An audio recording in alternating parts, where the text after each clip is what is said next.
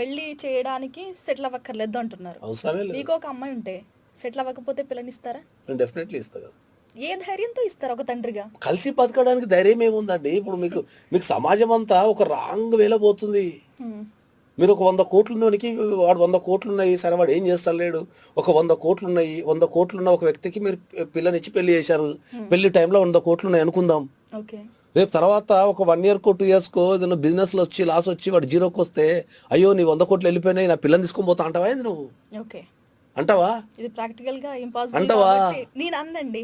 ఎవరైనా సమాజం మరి మీరు ఏం చెప్తున్నారు సమాజానికి? ఈ సమాజానికి ఏం చెప్తున్నారు మీరు? ఆడపిల్లలకైనా మగపిల్లలకైనా నేర్పాల్సింది ఏంది?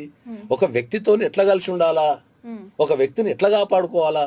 నీకు పైసలున్నా పైసలు లేకపోయినా, కెరీర్ సెటిల్ అయినా సెటిల్ కాకపోయినా నువ్వు ఎట్లా కాపాడుకోవాలని నేర్పాలి. కానీ నేను సెటిల్ అయితే పెళ్ళిని ఇస్తా, నేను వ్యక్తి గుణాలే చూస్తా. నేను ఆస్తులు ఏం చూడాలి.